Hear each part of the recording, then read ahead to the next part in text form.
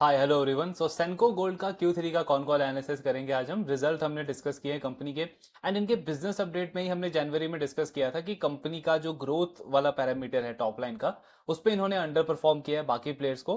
But result जब company का आया तो हमने देखा कि प्रॉफिटेबिलिटी मार्जिन्स के नंबर पे और भी ज्यादा डिसअपॉइंटमेंट है। काफी बड़ा फॉल आया प्रॉफिट में। अराउंड 109 करोड़ का पैट था कंपनी का लास्ट ईयर थर्ड क्वार्टर में, एंड इस क्वार्टर में 33 करोड़ का पैट आया। सो क्या रीजन है, क्यों इतना बड़ा फॉल देखने को मिला मार्जिन्स में, प्रॉफिट में, एंड आने वाले क्वार्टर्स में कब तक रिकवरी एक्सपेक्ट कर सकते हैं, नेक्स्ट फाइनेंशियल ईयर के लिए कैसा गाइडेंस है मैनेजमेंट का, इन सारी चीजों पे डिस्कशन करेंगे एंड ओवरऑल समझेंगे कैसा आउटलुक लगता है इस बिजनेस का। सो ग्रोथ पे अगर हम देखें तो Q3 में अगर आप इनका टॉप लाइन का ग्रोथ देखोगे कंसोलिडेटेड लेवल पे तो 27% की ग्रोथ है कंपनी की, एंड लास्ट 9 मंथ्स में 22% से कंपनी ने अपने रेवेन्यू को ग्रो किया है।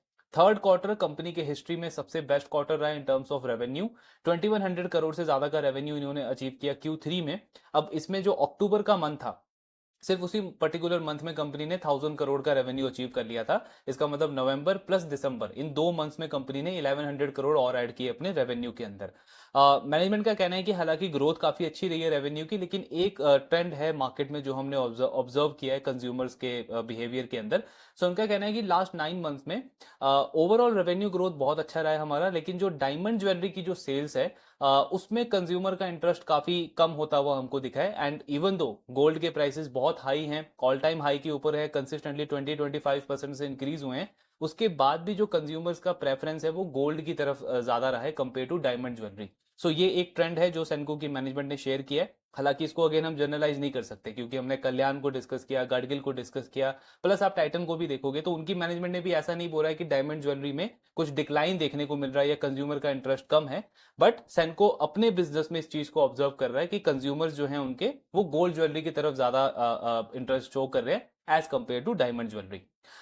मार्जिन की अगर हम बात करें तो ऑफकोर्स डिसअपॉइंटमेंट है। अगर आप 9 मंथ्स के बेसिस पे इनके इबिट्टा मार्जिन देखोगे तो इस 9 मंथ्स में 4.8% का इबिट्टा मार्जिन है। लास्ट ईयर 9 मंथ्स में 7.1% का इबिट्टा मार्जिन था कंपनी का। पैट पे भी इंपैक्ट पड़ा है इनके। सो मैनेजमेंट का कहना है कि बेसिकली ये एक नॉर्मलाइजेशन हुआ है। Q1 में आपने हमारा बहुत हाई पैड ग्रोथ देखा था, 80-85% का पैड ग्रोथ था। हालांकि सेल्स ग्रोथ अच्छा नहीं था, उसके बाद भी प्रॉफिट में बहुत अच्छी ग्रोथ थी Q1 के अंदर। तो कंपनी कह रही है कि वही जो एबनॉर्मल ग्रोथ Q1 में था वो नॉर्मलाइज हुआ है हमारा Q2 Q3 के अंदर। आगे इस पे हम और डिटेल में डिस्कस करेंगे कि किन चीजों की वजह से ये इंपैक्ट रहा है। फोर्थ क्वार्टर के लिए मैनेजमेंट ऑप्टिमिस्ट है। इनका कहना है कि डायमंड ज्वेलरी की सेल्स अब पिक करनी स्टार्ट हुई है दिसंबर ऑनवर्ड्स। अभी तक Q4 में डायमंड ज्वेलरी की जो सेल्स है वो 59% पे ग्रो कर रही है, तो ये एक बड़ा हमको कॉन्फिडेंस दे रहा है कि फोर्थ क्वार्टर में हमारे मार्जिन इंप्रूव होंगे। जनवरी तो ऑलरेडी काफी अच्छा गया है, वेडिंग सीजन की वजह से सेल्स अच्छी रही है। फेब्रुवरी तक हम डायमंड ज्वेलरी की सेल्स में भी अच्छी ग्रोथ देख रहे हैं। सो ओवरऑल मार्जिन को लेकर के हम कॉन्फिडेंट हैं कि फोर्थ क्वार्टर में 7-8% का इबिट्टा मार्जिन हमारा आ जाएगा, जो इनका नॉर्मल मार्जिन रहता है। प्लस कंपनी कह रही है कि गोल्ड के प्राइसेस इतने हाई बढ़ने के बाद भी अगर आप देखोगे तो जो वॉल्यूम ग्रोथ है वो नेगेटिव नहीं गया है, वो माइनस में नहीं गया है। तो ये एक हमको शो कर रहा है कि because of strong wedding demand जो कंज्यूमर्स हैं वो अभी भी गोल्ड ज्वेलरी की तरफ फोकस कर रहे हैं, उनकी सेल्स अच्छी है, डिमांड अच्छी है। सो ये चीजें हमको कॉन्फिडेंस दे रही है कि फोर्थ क्वार्टर हमारा अच्छा रहेगा मार्जिन के पैरामीटर पे। प्लस अगर आप स्टोर लेवल मेट्रिक्स भी देखोगे तो एवरेज ट्रांजैक्शन वैल्यू हो गया आपका या फिर एवरेज सेलिंग प्राइस हो गया, दोनों में 14-15% की ग्रोथ है। यानी कंपनी के स्टोर्स में फुटफॉल भी आ रहा है और धीरे धीरे कंज्यूमर जो है वो हायर टिकट प्राइस पे भी बाय करने को रेडी है, उसमें भी कोई ऐसा डिक्लाइन देखने को नहीं मिल रहा है। तो उन सारे पार्ट्स को लेकर के मैनेजमेंट कॉन्फिडेंट है कि 7-8% का बिट्टा मार्जिन फोर्थ क्वार्टर में अचीव कर लेंगे हम। स्टोर एक्सपेंशन अगर आप देखोगे तो पूरे साल का इनका गाइडेंस था कि 18 से 20 स्टोर्स हम ओपन करना चाहते हैं, जिसमें से 14 स्टोर्स इन्होंने ऑलरेडी ओपन कर लिए हैं। एंड फोर्थ क्वार्टर में 5 से 6 स्टोर्स ये और ओपन करेंगे, जिसमें से 2 से 3 स्टोर इनके कंपनी ऑन कंपनी ऑपरेटेड होंगे और जो बाकी के स्टोर्स है वो फ्रेंचाइजी वाले स्टोर्स होंगे। ओल्ड गोल्ड एक्सचेंज काफी बड़ा कॉन्ट्रीब्यूटर है सारी रिटेल ज्वेलरी कंपनीज के लिए। तो सेंको का 38% जो सेल्स है वो ओल्ड गोल्ड एक्सचेंज से आता है। एंड जनरली आप देखोगे जब भी गोल्ड के प्राइसेस काफी तेजी से बढ़ते हैं तो कंज्यूमर्स प्रेफर करते हैं कि उनकी जो पुरानी ज्वेलरी है उसको एक्सचेंज करके न्यू ज्वेलरीज को वो परचेज करें, जिससे अफोर्डेबिलिटी बेसिकली उनकी बढ़ जाती है।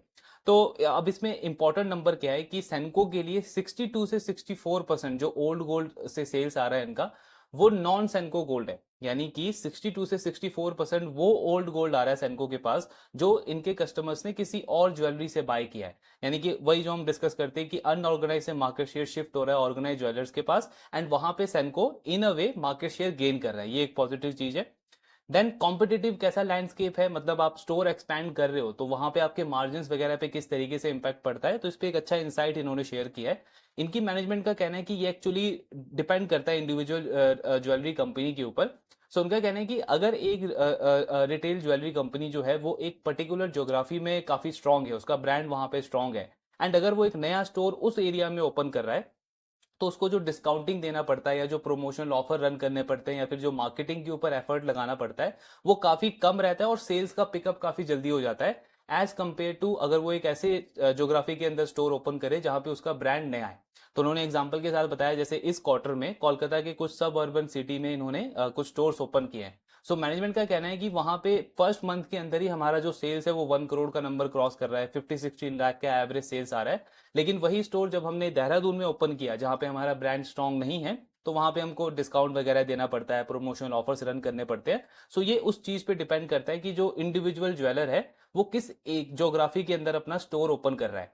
सेंको की स्ट्रेटेजी क्या है कि 60 से 70% कंपनी उन एरियाज में स्टोर ओपन कर रही है जहां पे इनका ब्रांड स्ट्रांग है, यानी कि ईस्टर्न रीजन के अंदर कोलकाता आसाम वगैरह के अंदर 10 से 20% कंपनी स्टोर ओपन कर रही है नॉर्दर्न इंडिया के अंदर, जहां पे अब धीरे धीरे इनका मार्केट शेयर बिल्ड होता जा रहा है, दिल्ली एनसीआर वगैरह।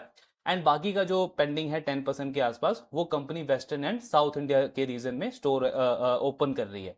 सो इस तरीके से इनके मार्जिन रहते हैं जब आप नए स्टोर ओपन करते हो। देन सेंको का अगर आप प्रेजेंस देखोगे तो नेचुरल डायमंड में भी है और कंपनी लैब ग्रोन डायमंड में भी है, और इसमें एक और इन्होंने काफी इंटरेस्टिंग इंसाइट शेयर किया है।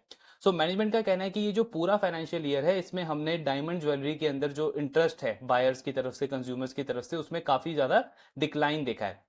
सबसे बड़ा रीजन ऑफ कोर्स यही है कि नेचुरल डायमंड के प्राइसेस काफी तेजी से गिरे हैं, ऑलमोस्ट 25 से 30% जो प्राइसेस है नेचुरल डायमंड के वो डिक्लाइन हुए हैं लास्ट 1 ईयर के अंदर। सेंको पर्टिकुलरली ऑपरेट करता है 30 सेंट्स 50 सेंट्स के जो सॉलिटेयर की जो कैटेगरी होती है नेचुरल डायमंड में उनके अंदर वो डील करता है। एंड यहां से हमको एक इंसाइट मिलती है कि लैब ग्रोन डायमंड का जो ट्रैक्शन है वो उस पर्टिकुलर कैटेगरी में थोड़ा थोड़ा इंक्रीज हुआ है। गोल्डियम के कॉन कॉल में भी हमने डिस्कस किया था कि उनकी मैनेजमेंट ने बताया जो बिलो 1 कैरेट जो सॉलिटेयर की कैटेगरी है इंडिया में अभी तक उन्होंने जितने भी स्टोर्स ओपन किए उसमें इनिशियल रिस्पॉन्स उनको अच्छा मिल रहा है, तो उसका मतलब वहां पे लैब ग्रोन डायमंड जो है आपका 30 सेंट्स का या 40 सेंट्स का सॉलिटेयर कैटेगरी के अंदर वहां पे वो मार्केट में ट्रैक्शन गेन कर रहा है। सेंको का वहां पे सेल्स इंपैक्ट हुआ है ऑफकोर्स। आगे चल के मैनेजमेंट का कहना है कि हमारे मानना है लैब ग्रोन डायमंड क्योंकि 1/3 1/4 वैल्यू पे आता है आपका नेचुरल डायमंड के कंपैरिजन में। सो नेचुरल डायमंड का ओवरऑल ज्वेलरी में अगर आप मार्केट शेयर देखोगे तो 15 से 20% है, और लैब ग्रोन डायमंड जिस तरीके से उस वो जो लोअर कैटेगरी है 30 सेंट 20 सेंट बिलो 1 कैरेट वाली उसमें जिस तरीके से वो ट्रैक्शन गेन कर रहा है, तो आगे चल के 2 से 3% का मार्केट शेयर बिल्कुल गेन कर सकता है लैब ग्रोन डायमंड आगे चल के। सेंको इसमें दो तरीके से प्ले करता है, एक इनका नेचुरल डायमंड का प्ले है, मतलब जो उनका खुद का ब्रांड है सेंको का उसमें कंपनी नेचुरल डायमंड सेल करती है, और lab grown diamond Senco play कर रहा है अपने सब ब्रांड जो इन्होंने लॉन्च किया, लाइफस्टाइल ब्रांड जो इन्होंने लॉन्च किया सैनीज के नाम से, जहां पे ये लेदर एसेसरीज लेदर बैग वगैरह सेल करते हैं और लैब ग्रोन डायमंड सेल करते हैं, तो वहां से कंपनी लैब ग्रोन डायमंड के थीम को प्ले करने का ट्राई कर रही है। सो इनका कहना है कि इसीलिए हमने सेपरेट एंटिटी रखी है कि कंज्यूमर का जहां पे भी इंटरेस्ट आएगा हम उस पर्टिकुलर कैटेगरी में मार्केट शेयर गेन कर पाएंगे। सो ये ओवरऑल इनका गाइडेंस है। हालांकि अगर आप गोल्डियम का कॉन कॉल देखोगे तो उनका कहना है कि इंडिया में तो जरूर जो बिलो 1 कैरेट है वहां पे थोड़ा थोड़ा ट्रैक्शन देखने को मिल रहा है, लेकिन यूएस में 1 कैरेट से अबव की जो कैटेगरी है 5 कैरेट हो गया 7 carat even 10 carat solitaire category की भी अच्छी ऑर्डर आ रही है गोल्डियम इंटरनेशनल को, तो वहां पे कंज्यूमर का एक्सेप्टेंस काफी बढ़ गया है as compare to India. India में अभी इनिशियल लेवल पे है, so we have to see कि आगे चल के कैसा मार्केट शेयर रहता है लैब ग्रोन डायमंड का। देन सबसे इंपॉर्टेंट पॉइंट कि ग्रॉस मार्जिन पे क्यों इतना ज्यादा इंपैक्ट आया, कंपनी की प्रॉफिटेबिलिटी पे क्यों इतना ज्यादा इंपैक्ट आया। हालांकि पूरे कॉन कॉल में इनको बहुत बार ये क्वेश्चंस पूछा गया है, तो उसको एक बार में हम अच्छे से समझ लेते हैं कि किस वजह से इनके मार्जिन पे पैट पे इतना ज्यादा इंपैक्ट आया है। तो मैनेजमेंट का कहना है कि जो ग्रॉस मार्जिन या इबिट्टा मार्जिन आप हमारा देख रहे हो कि इतने बड़े नंबर से फॉल हुआ है, उसमें दो कंपोनेंट है जिन्होंने सबसे ज्यादा इंपैक्ट किया है, सीवियर इंपैक्ट वहीं से आया है। पहला है आपका ऑफकोर्स कस्टम ड्यूटी, सो कस्टम ड्यूटी Q2 में इन्होंने 30 करोड़ का इम्पैक्ट लिया था, Q3 में 28 करोड़ का इम्पैक्ट आया। तो ओवरऑल अगर आप देखोगे सो 58 करोड़ का जो इम्पैक्ट है लास्ट 9 मंथ्स में इनके ग्रॉस मार्जिन या प्रॉफिटेबिलिटी पे, वो कस्टम ड्यूटी की वजह से आया है। लेकिन कस्टम ड्यूटी को एडजस्ट करके भी अगर आप सेंको का ओवरऑल मार्जिन देखोगे, प्रॉफिट देखोगे, तो बहुत बड़ा फॉल दिखता है, बिकॉज कल्याण का कस्टम ड्यूटी को इम्पैक्ट को एडजस्ट करके भी उनका ग्रोथ अच्छा आया प्रॉफिटेबिलिटी का, जो कि सेंको का नहीं आया। तो सेंको का जो दूसरा सबसे बड़ा इंपैक्ट आया वो है हेजिंग कॉस्ट। सो इनका 80% जो इन्वेंट्री है वो इन्होंने हेज किया हुआ है। अब मैनेजमेंट इस पे क्या कह रहा है कि जब आप हेज करते हो, हेज करने का मेन पर्पस क्या होता है कि आपकी जो गोल्ड की जो प्राइस की फ्लक्चुएशन है उसको आप मैनेज कर पाओ, अपने रिस्क को आप अच्छे से मैनेज कर पाओ, एंड ओवरऑल जो आपका प्रॉफिटेबिलिटी है वो स्टीडी रहे, मतलब उस पर कोई सीवियर इंपैक्ट ना पड़े सिर्फ गोल्ड प्राइस मूवमेंट की वजह से। तो मैनेजमेंट कह रहा है कि आपने Q1 में देखा होगा हमारा 80% का पैड ग्रोथ आया था, 80-85% का, जो कि ऑफकोर्स अब नॉर्मल पैड ग्रोथ था, क्योंकि बिजनेस में डायरेक्शनली फंडामेंटली ऐसा कोई चेंज नहीं हुआ था। हमारा ग्रॉस मार्जिन वही 14-15% था, हमारा इबिटा मार्जिन वही 7-8% पे हम ऑपरेट कर रहे थे, मेकिंग चार्जेस हमारा वही 10.5% के आसपास था। तो बिजनेस में फंडामेंटली कोई चेंज नहीं हुआ था। उसके बाद भी Q1 में बिकॉज ऑफ हेजिंग गेन की वजह से हमारा जो प्रॉफिट है वो 80% से ग्रो किया था। सो वही चीज जो है वो नॉर्मलाइज हुई है Q2 और Q3 में। Q3 में थोड़ा हेजिंग कॉस्ट हमारा ज्यादा आ गया है। तो मैनेजमेंट का कहना है कि ये कोई लॉस नहीं है, ये हेजिंग कॉस्ट है। लास्ट 2-3 क्वार्टर्स में जिस तरीके से गोल्ड के प्राइसेस इंक्रीज हुए हैं उसकी वजह से हमको ये हायर कॉस्ट आया है। ऑन दी अदर हैंड हमने इन्वेंट्री पे इसको रियलाइजेशन भी किया है, गेन भी मिला है हमको, जो हमने Q1 में शो किया था। लेकिन Q2 और Q3 में हमको वो कॉस्ट अकाउंटिंग की टर्म में हमको वो अकाउंट करना पड़ा है, तो इसलिए आपको ये इंपैक्ट दिख रहा है। तो कस्टम ड्यूटी एंड दूसरा आपका हेजिंग कॉस्ट, ये दो मेन रीजन है जिसकी वजह से हमारा जो ग्रॉस मार्जिन है, इबिट्टा मार्जिन है, इस पे इतना ज्यादा इंपैक्ट पड़ा है। और अगर आप पूरा 9 मंथ्स का देखोगे तो मैनेजमेंट बार बार क्या कह रहा है कि सिर्फ आप एक क्वार्टर के बेसिस पे इसको कंपेयर नहीं करो, बिकॉज आपको एग्जैक्ट पिक्चर नहीं मिलेगा। तो अगर आप इसको 3 क्वार्टर के बेसिस पे या 4 क्वार्टर के बेसिस पे कंपेयर करोगे तो आपको दिखेगा कि हमारा जो 9 मंथ्स का इबिट्टा मार्जिन है वो 6.2% है, एडजस्टिंग कस्टम ड्यूटी और हेजिंग कॉस्ट। और लास्ट ईयर 9 मंथ्स का जो हमारा इबिट्टा मार्जिन था वो 7.1% था, यानी गैप कितना आया, 90 बेसिस पॉइंट का। तो मतलब अगर मैं कस्टम ड्यूटी के इंपैक्ट को और हेजिंग कॉस्ट के इंपैक्ट को एडजस्ट भी कर दूं, स्टिल सेंको के मार्जिन में कितना इंपैक्ट आ रहा है, 90 बेसिस पॉइंट का, यानी कि 0.90% का। अब मैनेजमेंट ने इसके लिए भी 3-4 रीजंस बताए हैं कि क्यों ये 90 बेसिस पॉइंट का इंपैक्ट आया इनके मार्जिन में वाई लेवल पे। तो उसमें सबसे पहला रीजन है लो स्टड रेशियो। अगर आप इनका स्टड रेशियो देखोगे, यानी डायमंड ज्वेलरी, जो कि एक हाई मार्जिन प्रोडक्ट होता है किसी भी रिटेल ज्वेलरी कंपनी के लिए, तो इस 9 मंथ्स के अंदर इनका जो स्टड रेशियो है वो है 10.5%। लास्ट ईयर इनका स्टड रेशियो था 11%। अब अगर आप नंबर टर्म में देखोगे तो ऑफकोर्स ज्यादा डिफरेंस नहीं दिखता है, हार्डली 0.5% का डिफरेंस है, यानी 50 बेसिस पॉइंट का डिफरेंस है।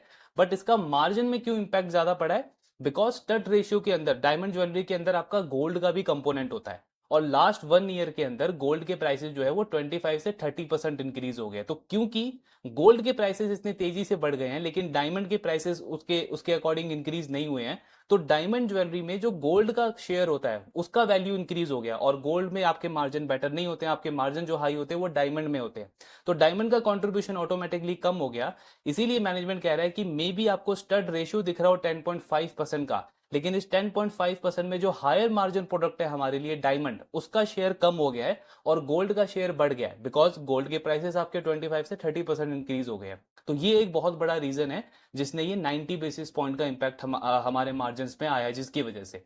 दूसरा रीजन एक और क्या है, मैनेजमेंट का कहना है कि क्योंकि कंपटीशन इंटेंसिटी आपकी बढ़ गई है काफी तेजी से, तो उसकी वजह से हमको मार्केटिंग पे और ज्यादा इन्वेस्टमेंट करना पड़ा है, कुछ प्रमोशनल ऑफर्स भी रन करने पड़े हैं, सो एक इम्पैक्ट उसका भी आया है।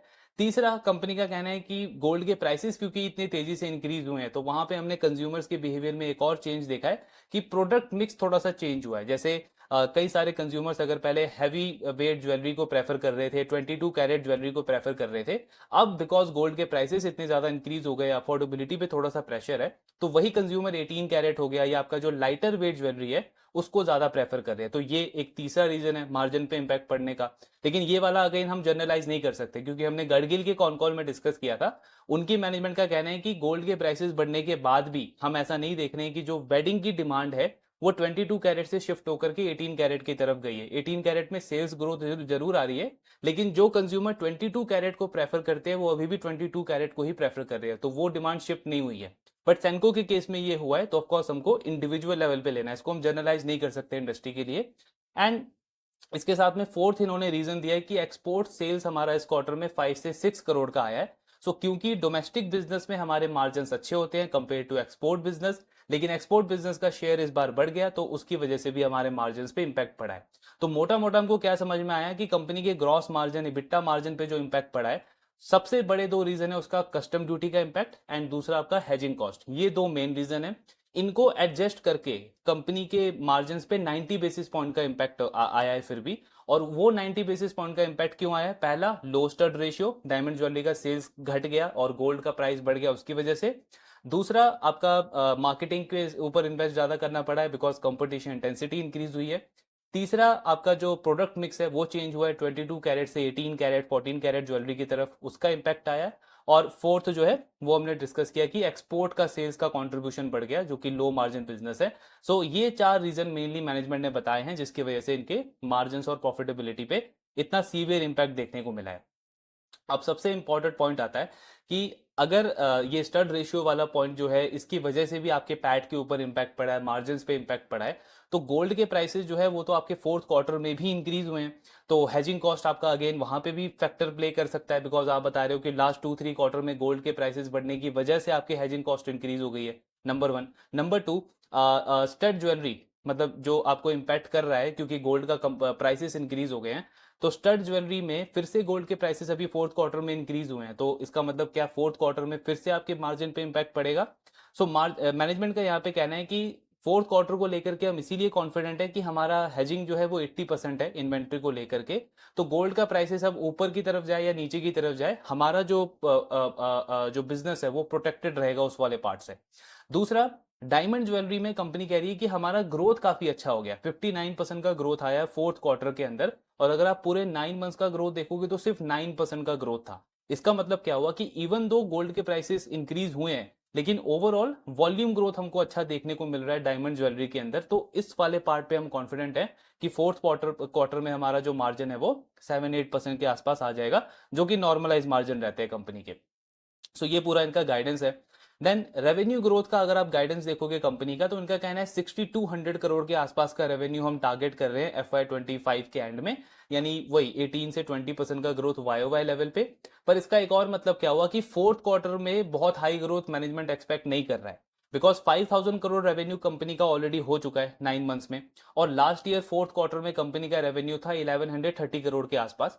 तो फोर्थ क्वार्टर में YOY कंपनी सिर्फ 6-7% का ग्रोथ एक्सपेक्ट कर रही है। हालांकि इन्होंने अपनी स्टेटमेंट को बाद में मॉडिफाई किया है, एंड मैनेजमेंट का कहना है कि हम वॉल्यूम टर्म में ग्रोथ एक्सपेक्ट नहीं कर रहे हैं, बिकॉज गोल्ड के प्राइसेस जो बढ़ गए हैं, तो लास्ट 7-10 डेज के अंदर हमने देखा है कि कंज्यूमर्स का जो फुटफॉल है वो थोड़ा सा स्लो हो गया है। एंड ये नॉर्मल है, जब भी गोल्ड के प्राइसेस इतनी तेजी से बढ़ते हैं तो आप देखते हो कि कंज्यूमर्स जिस मोमेंटम से पहले परचेज कर रहे होते हैं वो थोड़ा सा बीच में स्लो हो जाता है, एंड वो वेट करते हैं कि एक बार प्राइस थोड़े से स्टेबलाइज हो जाए। सो मैनेजमेंट कह रहा है कि वॉल्यूम टर्म्स में हम ज्यादा ग्रोथ एक्सपेक्ट नहीं कर रहे हैं फोर्थ क्वार्टर के अंदर, लेकिन वैल्यू टर्म्स में हम कॉन्फिडेंट है कि 18 से 20% का जो ग्रोथ है वो कंटिन्यू रहेगा फोर्थ क्वार्टर में।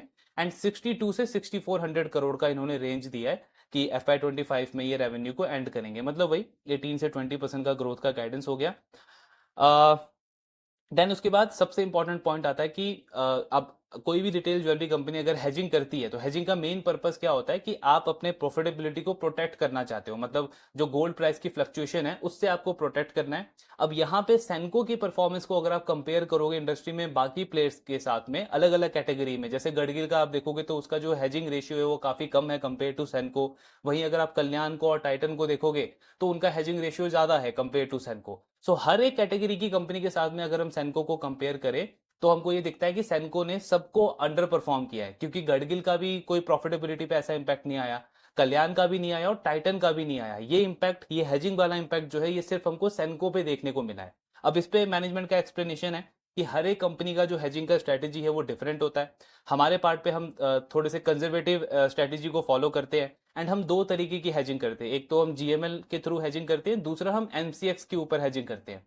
सो उसमें अगेन मैनेजमेंट का ये एक्सप्लेनेशन है कि ये लॉस नहीं हुआ है हेजिंग हमारा, क्योंकि Q1 में हमने 80-85% का पैट ग्रोथ रिपोर्ट किया था, तो वो आपको क्या दिखा रहा है कि हमको गेन भी हुआ है, इस हेजिंग की वजह से हमने गेन भी लिया इन्वेंट्री के ऊपर। लेकिन overall because of Indian accounting standard और जो हमारे ऑडिटर हैं वो हमको बेसिकली गाइड करते हैं कि हमको किस क्वार्टर में किस तरीके की रिपोर्टिंग करनी है। ऐसा नहीं है कि हम अपने आप से कोई नंबर रिपोर्ट करते हैं। तो मैनेजमेंट कह रहा है कि Q1 में क्योंकि 80% का हमने गेन आपको शो किया, अब ऑडिटर के अकॉर्डिंग और इंडियन अकाउंटिंग स्टैंडर्ड जो हम फॉलो करते हैं उसके अकॉर्डिंग हमको ये नंबर्स रिपोर्ट करने होते हैं। तो ऐसा नहीं है कि हेजिंग और जो आपका इन्वेंट्री रियलाइजेशन है वो हर एक क्वार्टर में 1-to-1 चलेगा। किसी क्वार्टर में आपको दिखेगा कि हेजिंग की वजह से आपको गेन हो गया है और अगले क्वार्टर में आपको दिखेगा वो नॉर्मलाइज हो गया है। इसीलिए इनका कहना है कि अगर आप 3 क्वार्टर के बेसिस पे या 4 क्वार्टर के बेसिस पे अगर आप नंबर को एनालाइज करोगे तो आपको दिखेगा कोई कोई ऐसा सिग्निफिकेंट इंपैक्ट नहीं है। ये जस्ट एक अकाउंटिंग नंबर है जो Q1 में हमको गेन शो किया है, Q3 में हमको वो लॉस लेना पड़ा है, तो उसकी वजह से प्रॉफिट पे और मार्जिन पे ये इंपैक्ट देखने को मिला है। सो ये पूरा इनका हेजिंग कॉस्ट को लेकर के एक्सप्लेनेशन है। अब पॉइंट आता है कि फुल ईयर के लेवल पे मतलब FY25 के एंड तक मैनेजमेंट का ओवरऑल गाइडेंस कितना रहेगा। तो मैनेजमेंट कह रहा है कि फोर्थ क्वार्टर में हमारे मार्जिन जरूर इंप्रूव होंगे, 7 से 8% का मार्जिन हमारा आएगा, लेकिन फुल ईयर बेसिस में हमारे मार्जिन बिलो 7% ही रहेंगे। बिकॉज 9 मंथ्स के बेसिस पे अगर आप देखोगे तो 5-6% के लेवल पे बिट्टा मार्जिन है, तो सिर्फ 1 क्वार्टर का इंप्रूवमेंट पूरे साल के मार्जिन को इंप्रूव नहीं कर देगा। लेकिन अगले साल के लिए गाइडेंस को मेंटेन रखा है, 7 से 8% का मार्जिन कंपनी एक्सपेक्ट कर रही है नेक्स्ट फाइनेंशियल ईयर के अंदर।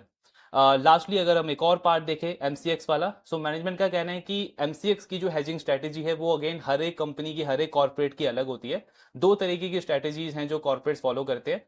कुछ कॉर्पोरेट जो है वो थोड़े से एग्रेसिव होते हैं, थोड़े से स्मार्ट हेजिंग आप उनको बोल सकते हो, बिकॉज वो क्या करते हैं डेली बेसिस पे ट्रेडिंग करते हैं एमसीएक्स के अंदर, सो एक्टिवली उसको वो मैनेज करते हैं। एंड उन कंपनीज का आप देखोगे कि उनको हेजिंग में गेन होता है, उनका ग्रॉस मार्जिन अच्छा होगा, वो प्रॉफिटेबिलिटी रिपोर्ट करते हैं। हम जो है हम थोड़े से कंजर्वेटिव वाले कैटेगरी में आते हैं एंड हम बिलीव करते हैं कि एक बार हमने एमसीएक्स में एक पोजीशन बिल्ड कर ली है तो उसके बाद उसको एक्सपायरी पे ही हमको उसको चेंजेस करना है। मतलब हमारा मेन पर्पस हेजिंग का ये होता है कि हमको अपने रिस्क को कवर करना है रेदर देन कि हम उसमें हेजिंग में गेन करें, ट्रेडिंग गेन करें। लेकिन कुछ कंपनीज हैं वो उसको एक्टिवली मैनेज करती है, डेली बेसिस पे उसको उसको ट्रेडिंग करती है। तो मैनेजमेंट का कहना है हम अगेन कोई क्रिटिसाइज नहीं कर रहे हैं या कुछ ऐसा नेगेटिव कमेंट नहीं करने अपने कॉम्पिटिटर्स के अगेंस्ट में। इट्स जस्ट दैट कि हम स्ट्रेटेजी आपको बता रहे हैं कि अलग अलग कंपनी जो है वो डिफरेंट स्ट्रेटेजी फॉलो करती है। अब जो कंपनी डेली बेसिस पे मैनेज कर रही है, डेली हेजिंग कर रही है, ट्रेडिंग कर रही है, वो ऑफ कोर्स इफेक्टिवली मैनेज अगर कर सकते हैं तो उनको गेन होता है। हम इसमें कंजर्वेटिव हैं, हम सिर्फ इसको रिस्क मैनेजमेंट टूल की तरह यूज करते हैं। तो कभी कभी है जो वो अकाउंटिंग टर्म में आपको दिखेगा किसी क्वार्टर में नंबर ज्यादा हो गया, किसी क्वार्टर में नंबर कम हो गया, सिर्फ वही इंपैक्ट आपको हमारे परफॉर्मेंस में देखने को मिल रहा है। अदरवाइज फंडामेंटली हमारे बिजनेस में कोई ऐसा प्रॉब्लम नहीं है। देन इनके स्टड रेशियो को अगर आप देखोगे तो मैनेजमेंट का कहना है कि स्टड रेशियो हमारे जो कंपनी लेवल के जो स्टोर्स हैं उनमें हमारा 14% का स्टड रेशियो है, लेकिन जो फ्रेंचाइजी के स्टोर्स हैं उनमें स्टड रेशियो थोड़ा सा कम है। और यही अगर आप दिल्ली एनसीआर में हमारे जो स्टोर्स हैं उनमें स्टड रेशियो देखोगे तो 17% है। इसका मतलब ये है कि हमारे बिजनेस में पोटेंशियल है कि हम अपना स्टड रेशियो इंप्रूव करके 15-17% तक लेके जा सकते हैं। एक और पॉइंट इसके साथ में इन्होंने बताया कि मार्जिन इंप्रूव करने के लिए सिर्फ आपको हाई स्टड रेशियो नहीं चाहिए, बिकॉज काफी सारे आप हमारे कॉम्पिटिटर देखोगे जिनके स्टड रेशियो हमसे बेटर है लेकिन उनका ग्रॉस मार्जिन हमसे कम है। तो स्टड रेशियो के साथ में आपका कॉस्ट पे कंट्रोल अच्छा होना चाहिए, ऑपरेशनल एफिशिएंसी ज्यादा अच्छी होनी चाहिए, जो आपको ओवरऑल हेल्प करती है बेटर मार्जिन रिपोर्ट करने में। एंड हमारे पार्ट पे ये सारी चीजें हैं और डायरेक्टली हम बिल्कुल टारगेट कर रहे हैं कि हमारा जो स्टड रेशियो है वो 15% तक जाएगा आने वाले टाइम में। ऑलरेडी फोर्थ क्वार्टर में 59% का ग्रोथ कंपनी अपने स्टड ज्वेलरी के अंदर देख रही है। सो ये पूरा कॉन कॉल वाला पार्ट था सेंको गोल्ड का। अब इसमें मेन पॉइंट क्या आता है कि ये जो थर्ड क्वार्टर में जो इम्पैक्ट पड़ा है कंपनी का, एक तरीके से मैनेजमेंट का कहना है कि ये वन ऑफ है, बिकॉज कस्टम ड्यूटी वाला तो आपका रहेगा नहीं, वो Q2 और Q3 में कंप्लीट हो गया है, तो फोर्थ क्वार्टर में उसका एडवांटेज मिलेगा कंपनी को।